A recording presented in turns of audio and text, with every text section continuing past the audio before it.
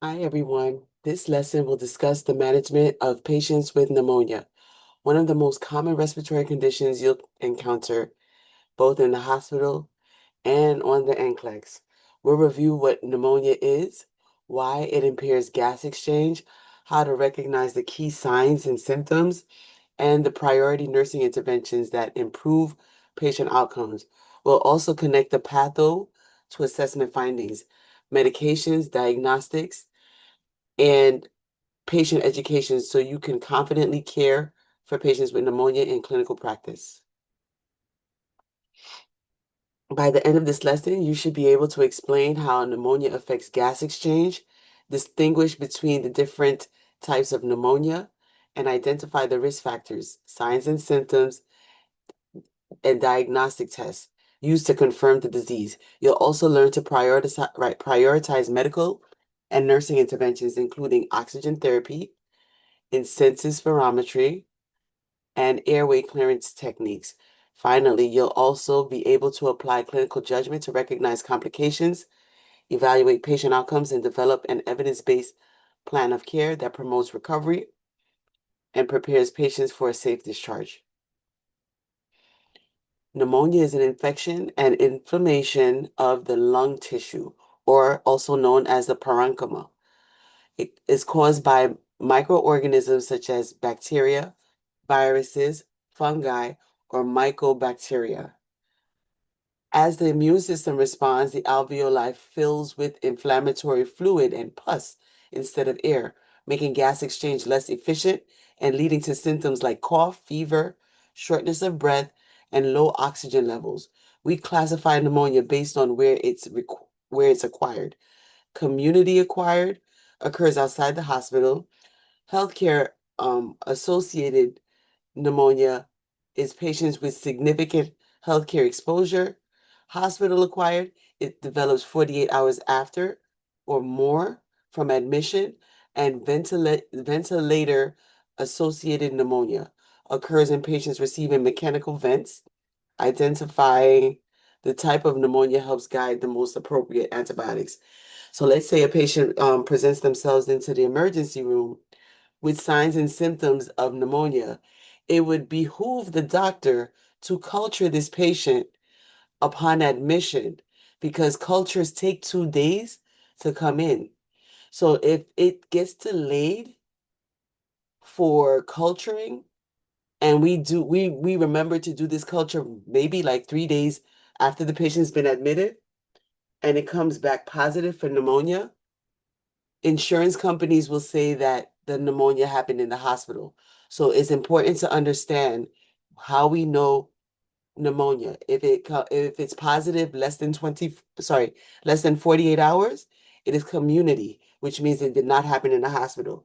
But if they become positive 48 hours after admission, and they get tested 48 hours after hospital admission, and it was tested positive after the cultures come back, they are it is considered hospital acquired. So it's best if the patient comes with signs and symptoms that it looks like it's a pneumonia. It is best to culture them upon admission because it takes about 2 days for the results to come back. So within that time that it comes back, we'll automatically know that it was community acquired versus hospital acquired. So let's start with the first two types of pneumonia: community, which develops outside the hospital within the first 48 hours of admission. It's the most common type, and in adults, the leading bacteria cause is Streptococcus pneumoniae. While viruses are more common in infants and children, the risk of developing CAP, which is community-acquired pneumonia, increases with age because the immune system becomes less effective. Healthcare-associated pneumonia occurs in patients with frequent healthcare exposure and is more likely to be caused by multi-drug resistant organisms, making early diagnosis, prompt cultures, and appropriate antibiotic therapy essential for improving patient outcomes. So, hospital-acquired pneumonia, HAP, develops 48 hours or more after a patient is admitted to the hospital and was not present at the time of admission. Because hospitalized patients are exposed to more resistant bacteria and often receive multiple antibiotics, HAP is commonly caused by multi-drug resistant organisms and has a higher mortality rate than community-acquired pneumonia. These patients may develop complications such as pleural effusion, high fever, and tachycardia. Be especially vigilant in older, debilitated, and dehydrated patients who may produce very little sputum, making pneumonia more difficult to recognize. Early assessment, obtaining cultures, and starting appropriate antibiotics are critical nursing priorities. So, ventilator-associated pneumonia or VAPE develops in patients who have been on a mechanical vent for at least 48 hours.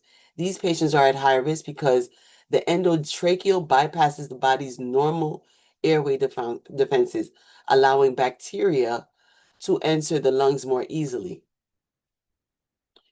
These patients, that's why prevention is essential. Nurses play a key role by following the VAPE bundle, which includes elevating the head of the bed, performing regular oral care with chlorhexidine, suctioning secretions, minimizing sedation when appropriate, and assessing readiness for extubation daily. The second group is pneumonia in immunocompromised patients. These patients have weak immune systems due to conditions like HIV, chemotherapy, organ transplantation, or immunosuppressive medications. They are at risk for opportunistic infections such as pneumocystis, Jervosi or PCP, fungal infections, and TB. Symptoms may develop gradually with progressive shortness of breath, fever, and a dry, non-productive cough. So early recognition and treatment is important. All right, so risk factors. Certain patients are at much higher risk of developing pneumonia because the body's defenses are weak. Chronic conditions such as heart failure, diabetes, COPD, alcoholism, and HIV/AIDS reduce the immune system's ability to fight infection or clear secretions from the lungs. The flu can also damage the respiratory tract, making it easier for bacteria to invade the and cause secondary bacterial pneumonia. So remember, a viral infection invades the tissue, causing secondary bacterial pneumonia. Patients with cystic fibrosis are especially vulnerable because their thick, sticky mucus stays trapped in their airways, leading to recurrent lung infections. As nurses, we need to identify the various types, understand underlying conditions, who's at risk, so that we could implement prevention causes like vaccinations, pulmonary hygiene, and early treatments. And look at this right here. Once there's fluid or any buildup in the alveoli, it impairs gas exchange because there's not supposed to be that much fluid in there. So there will not be any diffusion to get rid of the CO2 because there's no room for it. The clinical manifestations of pneumonia vary depending on the organism causing the infection, the type of pneumonia, and the patient's underlying health conditions. Streptococcal pneumonia typically has a sudden onset with high fever, chills, pleuritic chest pain, rapid breathing, and respiratory distress. In contrast, viral, mycoplasma, and Legionella pneumonia often present more gradually and may be associated with relative bradycardia, where the heart is slower than expected for the degree of the fever. On assessment, nurses commonly find crackles, increased tactile fremitus, orthopnea, and purulent sputum, all of which indicate inflammation and fluid filling the alveoli, impairing normal gas exchange. So as stated before, patients will have a lot of fluid in their alveoli. They'll try to cough it up. Sometimes they'll have so much fluid, so much coughing up, they have tissues all over the place. As nurses, you have to clean up that area for the patient to prevent reinfection to others. Diagnosing pneumonia begins with a thorough history and physical exam. Ask about symptoms such as cough, fever, shortness of breath, chest pain, recent illness, do they smoke, Are there any other underlying conditions like we discussed? During the physical exam, assess vital signs, O2 sat, lung sounds, and work of breathing. A chest x-ray is a primary imaging study used to confirm lung infiltrates, consistent with pneumonia. Blood cultures and sputum cultures should be obtained before starting the antibiotics in the hospital. In hospitalized patients to identify the causative agent and guide therapy. In severe or difficult to diagnose cases, a bronchoscopy may be performed to obtain lower respiratory tract samples for further evaluation, especially if a patient is unable to to produce any sputum. What is a bronchoscopy? A bronchoscopy is a procedure that allows the healthcare provider to look directly inside the airway using a thin, flexible tube called a bronchoscope, which has a light and a camera at the end. It is commonly used when the cause of pneumonia is unclear, when the patient has severe or recurrent pneumonia, or when they are not improving with treatment. During the procedure, the provider can collect bronchial washings, mucus, or tissue samples to identify the organism causing the infection. Bronchoscopy can also be used to remove mucus plugs or foreign bodies that are blocking the airway. Before the procedure, keep the patient NPO, and afterward, monitor airway patency and do not allow food or fluids until the gag reflex has returned to prevent aspiration. So here's an example. A patient has been receiving IV antibiotics for 4 days, but their fever persists. Oxygen needs are increasing, and chest x-ray shows worsening pneumonia. The provider orders a bronchoscopy to obtain a sample directly from the lungs. The laboratory identifies Pseudomonas aeruginosa, which is resistant to the current antibiotic. The provider changes the antibiotic based on the culture results, and over the next few days, the patient condition improves. So understand the purpose is to visualize the airway and obtain diagnostic specimens. Before the patient does a bronchoscopy, you must make sure that there's an obtained informed consent and keep the patient NPO for 6 to 8 hours and administer prescribed sedation. After the patient gets the bronchoscopy, monitor for respiratory status and O2 sat, assess for bleeding, and withhold food and fluids until the gag reflex returns. Possible complications could be bleeding at the site, bronchospasm, hypoxemia, pneumothorax if a biopsy is performed, and aspiration. Preventing pneumonia is the first important treatment to do. One of the most effective strategies is vaccination, which significantly reduces the risk of pneumonia, hospitalization, and death, especially in older adults.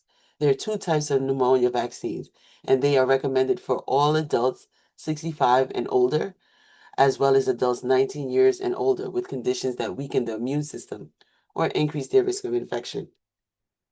Other important prevention measures include receiving an annual flu vaccine, hand hygiene, no smoking, good oral care, encourage deep breathing and coughing after surgery, using an incentive spirometer, and promoting early ambulation to help keep the lungs clear and healthy. Medical management of pneumonia focuses on eliminating the infection while supporting oxygenation and recovery. For bacterial pneumonia, antibiotics should be started as soon as possible, ideally after blood and sputum cultures are obtained, and then adjusted based on culture and sensitivity results. So this is why we call this empiric treatment. So if the doctor doesn't know which one it is, they might start them on a broad spectrum antibiotic.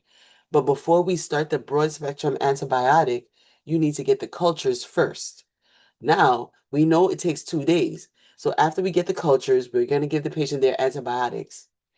And as we wait for the results to come back, based on what the results is, the doctor will readjust it based on what the real bacteria is. Okay, so supportive care also is needed for our patients. Oxygen therapy for hypoxemia, IV and oral fluids to prevent dehydration, antipyretics for fever, and medications to relieve cough and congestion when appropriate. Remember, antibiotics are not effective against viral pneumonia. So unless the patient develops a secondary bacteria infection, in older adults, symptoms may be subtle. So early recognition, prompt treatment, and close monitoring for complications such as sepsis and respiratory failure are especially important.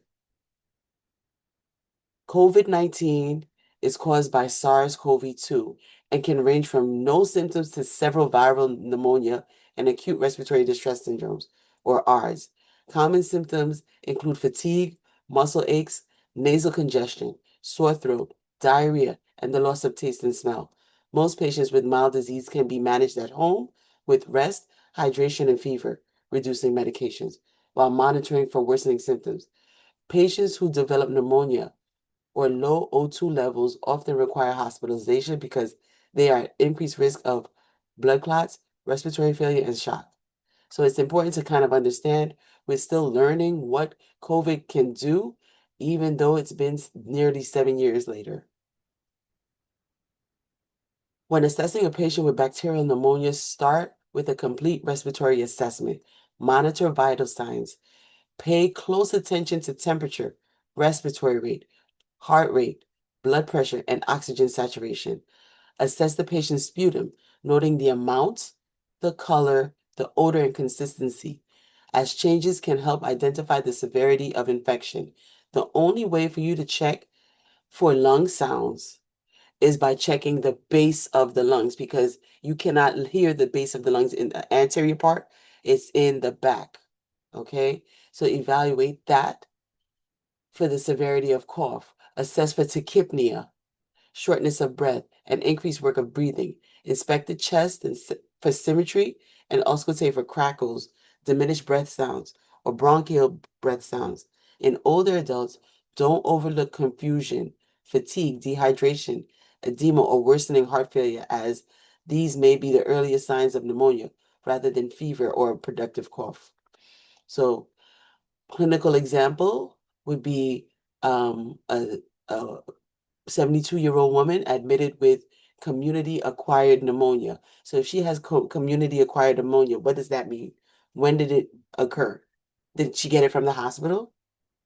She presents with a fever of 101.8, which is 38.8 Celsius, productive cough with yellow sputum, shortness of breath, and crackles in the right lower lung. Admission orders is to give O2 via nasal cannula up to 4 liters PRN as needed. Administer oxygen if SpO2 is less than 94%. Continuous pulse oximetry, ceftriaxone IV and azithromycin IV. Encourage intensive spirometry every hour while awake. So your nursing assessment, when you enter the room, you assess for temperature, heart rate, respiratory rate, blood pressure, SpO2. So now you notice that the temperature is 100.8, heart rate is 108, respiratory rate is 26 breaths per minute, blood pressure is 132/78, SpO2 is 90% on room air. Patient is using accessory muscles to breathe and states, "I can't catch my breath." Your action, because the O2 sat is below the ordered parameter of 94%, you should apply 2 liters a minute of oxygen via nasal cannula. Reassess oxygen saturation in about 5 to 10 minutes. On reassessment, the SpO2 improves to 92%, but the doctor's order says they want you to bring it up to 94. Since this goal has not been reached, increase the oxygen to 3 liters per minute per provider's order. Reassess again. SpO2 is now 95%. Respiratory rate decreases to 20 breaths per minute. Patient states breathing feels better. You would leave the oxygen at 3 liters per minute because the patient has reached their prescribed oxygen goal.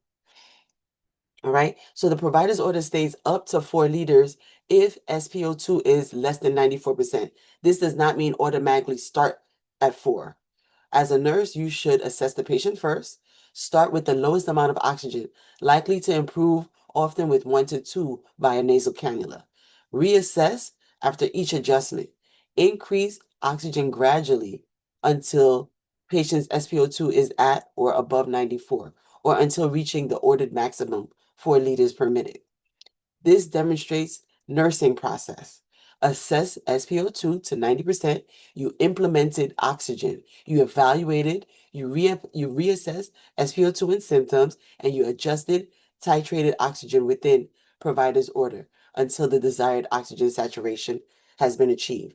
The same way you start them up, you titrate them up. When it's time to discontinue oxygen, you don't just completely take off 4 or 3. You have to titrate them down in order for them to be effective. Although most patients improve with antibiotics, pneumonia can lead to serious complications if it's not treated properly or if the patient has other health conditions. Persistent symptoms may indicate that the antibiotic is ineffective or that another complication has developed.